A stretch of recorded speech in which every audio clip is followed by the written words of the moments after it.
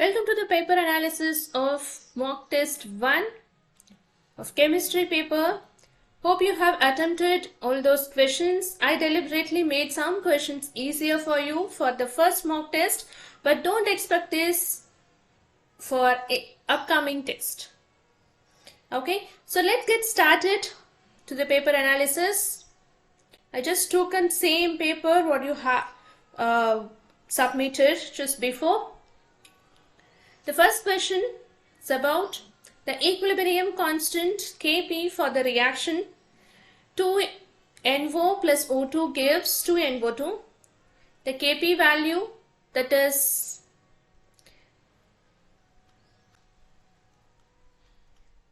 5 into 10 to the power 4. The temperature is 500 Kelvin and delta G naught we have to calculate. So quickly we'll solve this question. What is the formula for delta G naught, which includes ln Kp, right? Minus RT ln Kp. So R value they have given, that is 8.314, T is 500 and ln Kp, that is Kp becomes 5 into 10 to the power 4. So for this I can write it in this way so that the ln will be easier. In this case, which is equal to ln 5 into ln 10 to the power 4.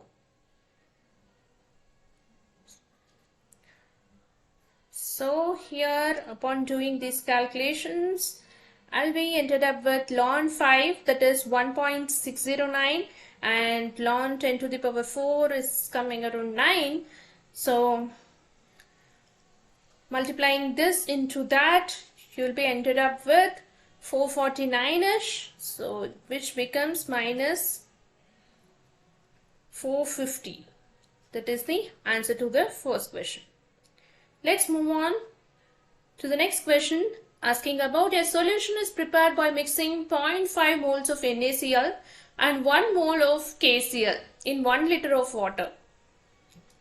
Calculate the osmotic pressure of the solution at 300 Kelvin. So osmotic pressure pi, which is equal to ICRT, is it? So in that case, given is 0.5 moles of NaCl, 1 mole of KCl. So total moles of particle becomes NaCl, which is consist of 2 ions. So 2 into 0.5, which becomes 1 mole of particles. And for KCl, that becomes 2 into 1. Given 1 mole. So 1 mole 2 mole particle of KCl. Total I'm having 1 plus 3 mole particles of given solution. Okay, so just we need to apply the formula. So what we have here, I value, that is 3C, that we calculated.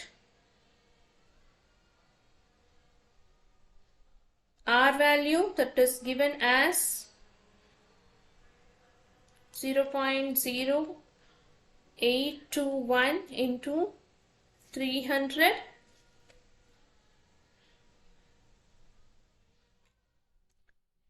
So overall answer will become 9000 into 0.0821, which becomes 73.89.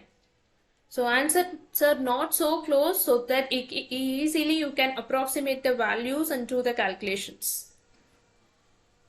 Ionization energy of hydrogen is 13.6 electron volt. Calculate the wavelength of the photon required to excite the electron from n is equal to 2 state to n is equal to 4 state. So in that case, what we have to use delta E, which is equal to E2 minus E1. What they are asking, that is ionization energy of hydrogen is given 13.6. So you can use another formula, that is delta E, which is equal to minus 13.6, that is particularly for hydrogen, divided by 1 by N2 square minus 1 by N1 square. So which becomes 1 by 4 square, that is 1 by 16, 1 by 2 square, that is 1 by 4, which is 2.55 electron volt. They are asking for the wavelength. We found out the energy. So wavelength in electron volt, we use the formula 1240 by delta E.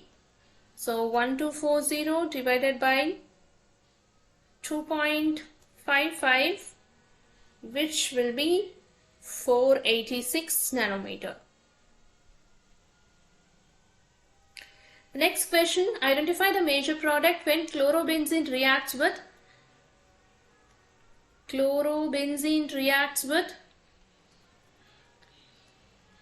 CH3COCl, acetyl chloride, in the presence of AlCl3. What is this reaction? Friedel-Crafts acylation, is it? So which is an electrophilic substitution reaction. We already saw this part in named reaction, which indicates if there is an electron withdrawing group, that will direct the incoming electrophile to meta position, and if electron donating group is there, that will direct that to ortho or para position. So what will happen to Cl? Cl is deactivating, but still it directs, that is twist of using the halogens, that will direct the incoming electrophile to ortho or para positions. So ortho position will be more crowded if that is placed over here, so that won't be a major product. Para is relatively free, so which makes the answer parachloroacetophenone, which will look like this.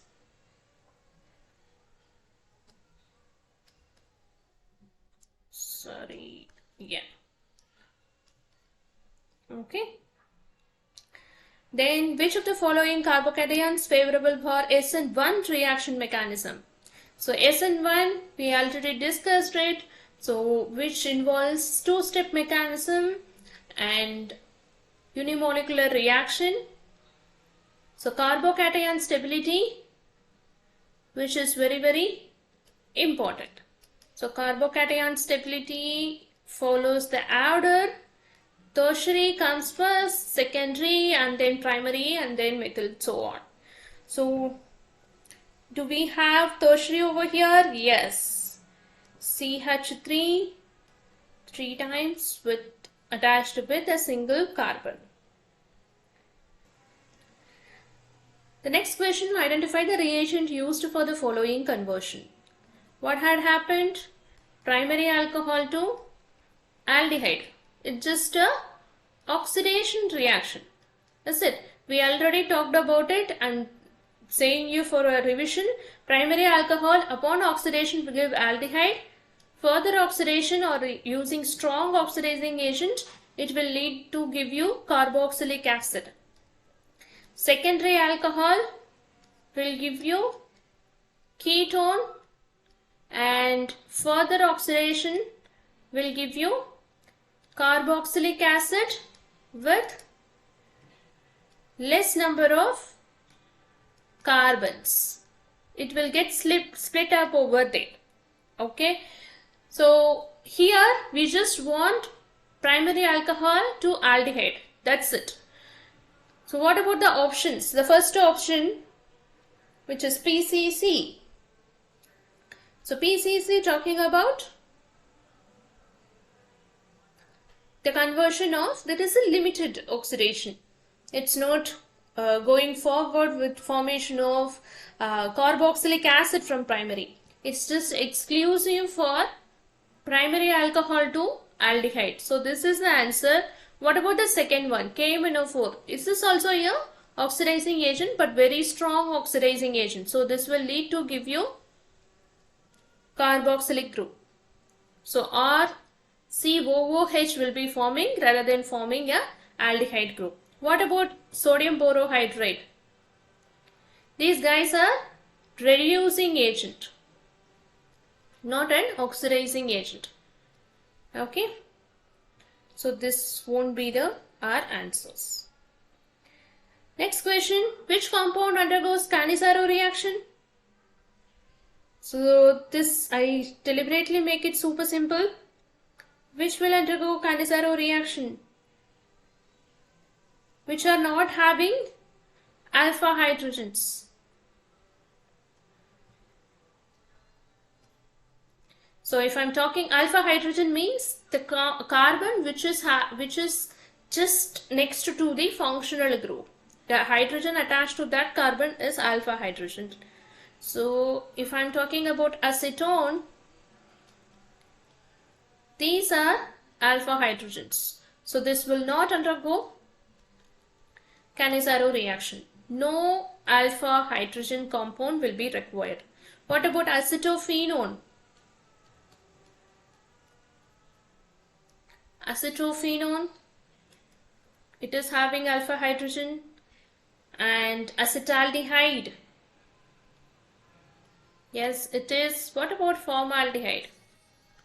It is not having any alpha hydrogen, so this can undergo Cannizzaro reaction. So what would be the product of Cannizzaro reaction? That is undergoing a disproportionation to form alcohol and carboxylic acid. So whenever you are writing the test or solving any problem, try to recollect the points related to that. Okay, so that will be really helpful for revision. Which of the following has highest lattice energy? Sodium chloride, magnesium oxide, aluminum oxide and calcium fluoride. So how will you analyze which is having highest lattice energy? So few things we have to consider, that is the size, charge and ions, what are the ions it is forming. Depend on that we can tell which is having the lattice energy. So let's analyze one by one. NaCl, both are having +1 charges, +1 and -1, 1 charges, and the sizes both are having a moderate okay size. What about the lattice energy? It's relatively low when we are compared to others. Why I am saying like that? Because if I am doing it for magnesium, that is having +2 and -2, right? This size is smaller than sodium and chloride. Why is it smaller? Because it is ionic sizes decreases while we are moving left to right in the period, right? And what about aluminium? Aluminium, that is having +3 and -2 charges. The size cation is small and anion is big. So big, these are small.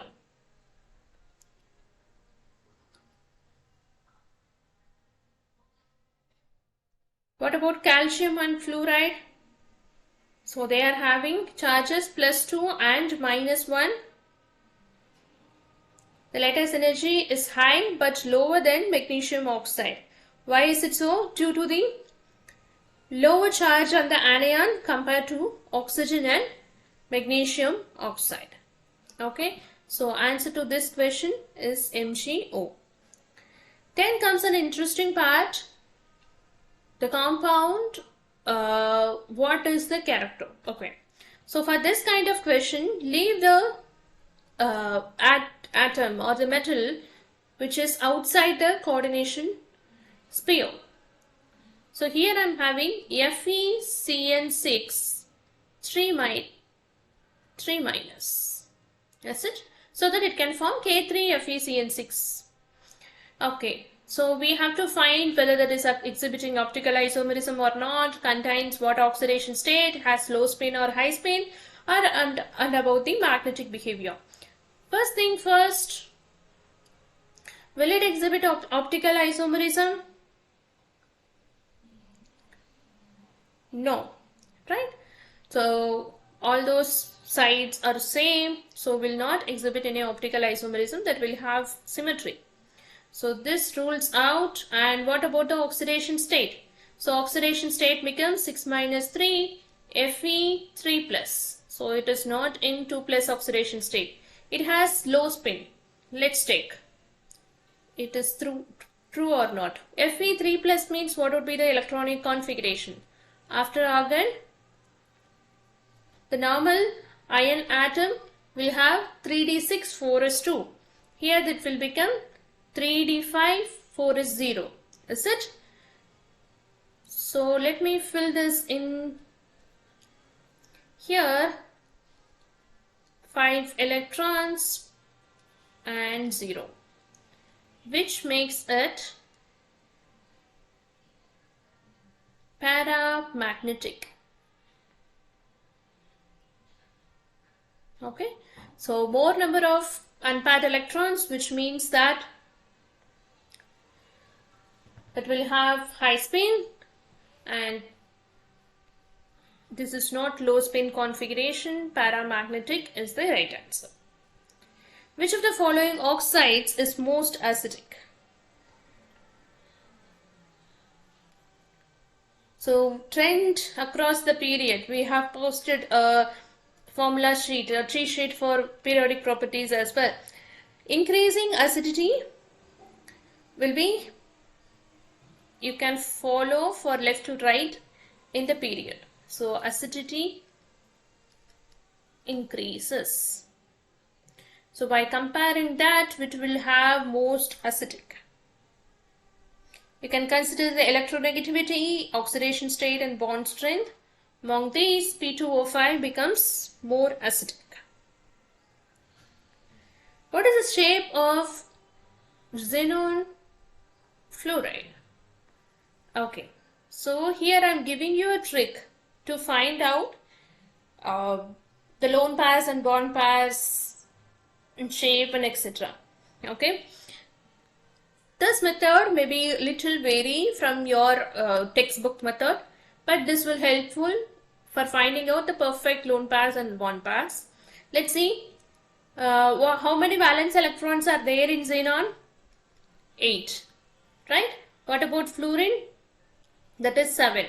So what you can do is 8, 1 xenon is there, so I'm keeping it as such, 8 into 1, and 7 for fluorine, 4 fluorines are there, so 4 into 7, which makes 8 plus 28, that is 36. So if the value is more than 8, you have to, that is more than 8, then you have to divide it by 8. What if less than or equal to 8? Less than or equal to 8, you have to divide it by 2. That is a simple rule you have to follow over here. So 36, which is obviously more than 8. So divided by 8, what will you get? 4 as a quotient. Remaining I'm having 4. That is less than 8. So divided by 4. Remainder divided by 2, which will give you 2. So you can clearly see 4, which is bond pair, and 2, that is lone pair. Okay, so 4 plus 2 combination, which geometry that will odd, you can take it from VSEPR table. And they are talking about the shape. So in that case, we have to consider the bond pairs. So the shape becomes square planar.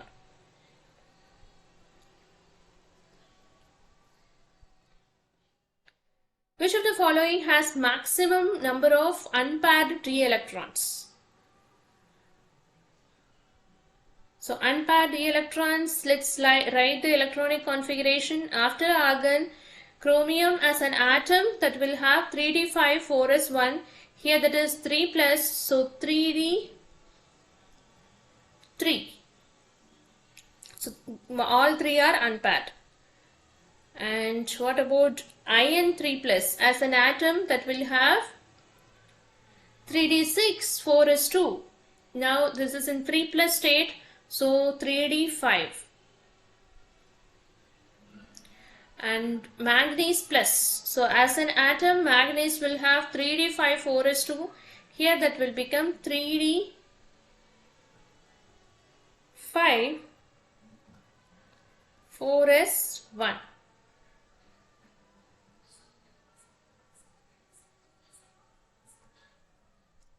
Cobalt as an atom, that will have 3d7 4s2.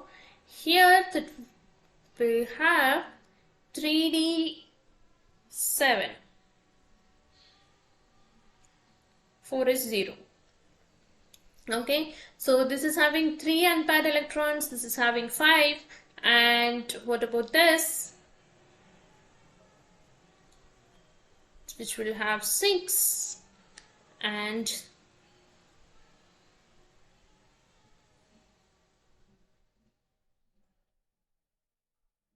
this is having how many unpaired electrons? 1 2 3 4 5 7, so total 3. So answer to this question, that is manganese plus. Which of the following ligands causes maximum crystal field splitting? So obviously, according to the spectrochemical series, which is very stronger, Cn minus, is it? So if you are arranging these things, Cn minus comes first and then comes ammonia, that means amine ligand, and then what? Aqua, then comes chloro, then comes our iron. So Cn minus is causing the maximum splitting. Gaseous mixture contains 2 moles of O2, 3 moles of N2, 1 mole of He, helium at 300 Kelvin. Calculate the total pressure if the volume of the container is 10 liters. So just use PV is equal to nRT. This formula you should not forget. That's why I have included this question, because this formula will be needed for thermodynamics as well. Okay, sometimes in equilibrium. So although states of matter is not there in your syllabus, I just included the simple equation to confirm you that you remember this formula. Okay, so just substitute the values nRT by V, which makes total of 2 plus 3 plus 1, that is 6, into 0.0821 into the temperature, that is 300 Kelvin, divided by 10 liters. So which makes the answer 14.78, that is option A. The first order reaction is 50% complete in 30 minutes. Calculate the time required for 87.5% completion of the reaction. So they have mentioned that is first order, but I have given you the simple trick to do this type of questions, which is having the particularly same percentages. So let's say, what is T half? T half, 1 T half means 1 is undergoing 50%. Let's say I'm having 1 gram, that becomes 0.5. That is 1 T half. Right? 50% degradation. So if that is undergoing and another 50% means, which will become 0.25. Another 50%,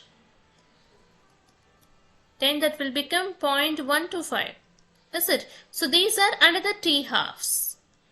So In the question, they have mentioned for 50% complete in 30 minutes. Calculate the time required for 87.5% completion of the reaction.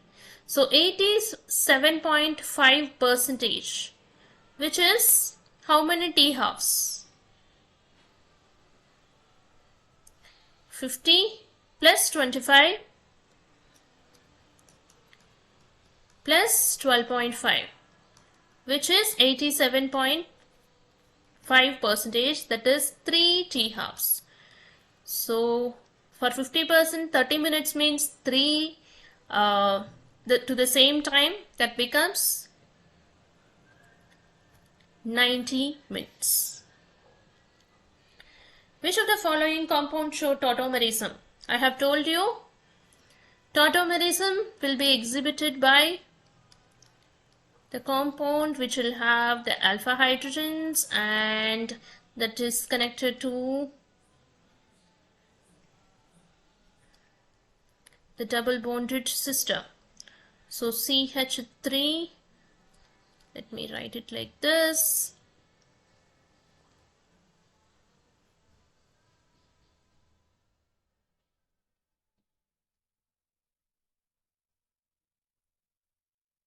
So which makes CO minus CH2 with the double bond over here and H plus. So again, this can form a alcohol which will look like this. Right. So this is undergoing ketoenol tautomerism. Which of the following reactions represent the preparation of bleaching powder? So this comes under P block. Just a reaction they are asking. So what is the preparation? Cl2 reacts with calcium hydroxide to give calcium oxychloride with H2O. Bleaching powder, which is used as a disinfectant as well. So don't bother about this question number, that will include the, your email ID and those stuffs as well. Okay, so which of the following complexes exhibit optical isomerism? So to exhibit optical isomerism, that should have a non-superimposable mirror image. So among this, which can exhibit optical isomerism? This AB type. That means metal AB3. So this type here, that can exhibit optical isomerism. Then which of the following pairs of ions are isoelectronic? I have told you this type of question you can expect. Isoelectronic means same number of electrons. Sodium plus 10 electron, potassium plus 18 electrons, so not an answer. O2 minus 10 electrons, F minus 10 electrons. Mg2 plus 10 electrons, Cl minus 18 electrons. Ca2 plus, that is 18 electrons, O2 minus, that is 10 electrons. So obviously the answer to this question is option B. So let's go to numerical type question. The first question is sample contains 40% of uranium 235 by mass and 60% of uranium 238. Calculate the average atomic mass of the sample. Just you need to do is the sum of isotopic fraction into isotope mass, right? So it will become 0.4, that is for 40%, into 235 plus 0.60 into 238. So which becomes 94 plus 142.8, that is answer to this question becomes 236.8. So don't worry if you are writing 236 or 237, both the answers are right. Calculate the boiling point elevation into 10 to the power minus 3 when 0.1 moles of glucose is dissolved in 1 kilogram of water. They have given Kb value as well. So boiling point of elevation, what is the formula? Delta T, which is equal to Kb into molality, is it? So Kb value that is given as 0.52. So just substitute it here. M value, molality, that is 0.1 moles per 1 kilogram of water. So the molality becomes 0.1, is it? So answer to this question, answer to this part, that becomes 0.052, but the question they have mentioned into 10 to the power minus 3. So if I am writing 52 into 10 to the power minus 3, then which is equal to 0.052, is it? So 52 is the answer. Calculate the number of unpaired electrons in FeCN6 4-. So 4 minus Fe becomes 2 plus, which is 3d6. So 6 electrons will be there because of cyanide, which is a strong field ligand, which makes pair up. So strong field ligand promotes a pair up, which pairs up against the Hund's rule of multiplicity, is it? So which makes the setup like this. Total of 6 electrons, so 2 each, and remaining positions will be occupied by our cyanide. So how many unpaired electrons will be there? 0. So please be careful with the strong field and weak field ligands. Find the steric number of xenon in XeF6. What is steric number? First of all, bond pairs plus lone pair. Right? I have told you a trick to find out bond pairs and lone pairs, is it? So once again I am doing it. 8 for xenon, only one xenon is there, plus 7 for fluorine, that is, those are valence electrons. So 6, 7, 42 plus 8, that becomes 50, which is more than 8. Dividing by 8, I'll getting 6 plus 2, that is less than 8. So dividing it by 2, I'm getting 1. So 6 plus 1, total 7. That is the answer to this question. Let's say this question, a galvanic cell is set up with the following half cells. Okay, zinc and copper is there. Reduction potentials of zinc and copper is given if the concentration of Cu plus is changed to 0.01 from 1 molar, while zinc remains 1 molar. Calculate EMF of the cell in millivolts. They are asking it in millivolts. If EMF is N, then value of N is. Okay, cool. So let's solve this using the simple formula, right? So we know the EMFs. Let's find out the E cell value. E cathode minus C naught anode. So which makes it 0.34 minus of minus 0.76. So that is 1.10 volts. So substitute it here. E cell, which is equal to E naught cell minus 0.0591 divided by n and log Q. 1.10 minus how many electrons are getting changed? That is 2 electrons, and log Q, that becomes 1 by 0.01.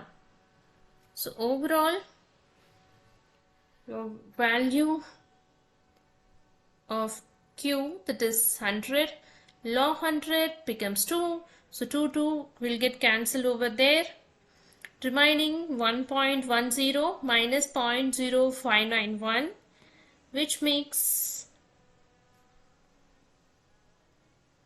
1.0409 volts. They are asking it in millivolts, so the answer become 1040.9. So if you are giving the answer as 1440 or 1041, both the answers are right.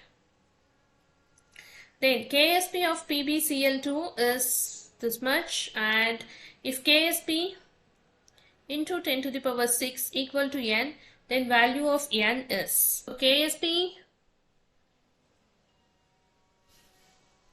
we are finding KSP, which is yes, because we are having PbCl2. We already dealt with this in equilibrium chapter, so which makes it 4SQ. The KSP value that is given 1.6 into 10 to the power 5, so the answer becomes 16. Calculate the bond order of N2 minus. If wait, before that, if they are asking for the S value, then you have to take the KSP value, which is equal to 4S cube, and if they are asking for solubility, then S cube equal to KSP by 4, and S becomes cube root of KSP by 4. Okay, you have to put it like that. Here they just asked it simple. You can expect simple questions as well. Calculate the bond order of N2 minus. So total, how many electrons will be there? 7 for 1 nitrogen. So 7 plus 7, 14. 14 plus 1 for the charge. So it becomes 15. So nitrogen, already the bonding system is filled. If I am adding one more electron to the N2 configuration, which will add up to the anti-bonding system, is it? So it will get add up to pi star 2px. So which makes it anti-bonding one more electron. So bond order, that becomes bonding electron minus anti-bonding electron. Bonding electrons are 8. Okay, so how many bonding electrons are there? Starting from 1s, 2 plus 2 plus 6, so 10. So 10 minus anti-bonding electron, 4 plus 1, that becomes 5. 5 divided by 10 minus 5 divided by 2, which becomes 2.5. So 2.5 into 2, so your answer is 5. Calculate the energy required to dissociate 5 moles of Cl2 bonds if the bond energy is 242. So all you need to do is just multiply 442 into 5, because 5 mole that is given. So bond energy is that simple. More simple concept, the energy required to break 1 mole of bonds. Here they have given 5 mole, just multiply 242 into 5, which becomes 0, 1 and 21. Then comes 10, 2. This is your answer. Radioactive isotope has the decay constant 1.38 into 10 to the power minus 4 per second. Calculate its half-life. So what you have to do, just we know the half-life formula, T half, which is equal to 0.693 divided by K. Decay constant they have given, that is 1.38 into 10 to the power minus 4. So by doing this calculation, you'll be ended up with 5021 seconds. The solution of urea has a molality of 2 mole per kilogram. What is the mass of urea dissolved in 500 grams of water? So this is just asking for mass. So molality is given. 500 grams, that is 0.5 kilogram. Is it? So molality, which is equal to moles per kilogram of this solvent. So here they have given 0.5 kilogram. So for moles, which is equal to molality which is equal to moles per kilogram or mass of the solvent.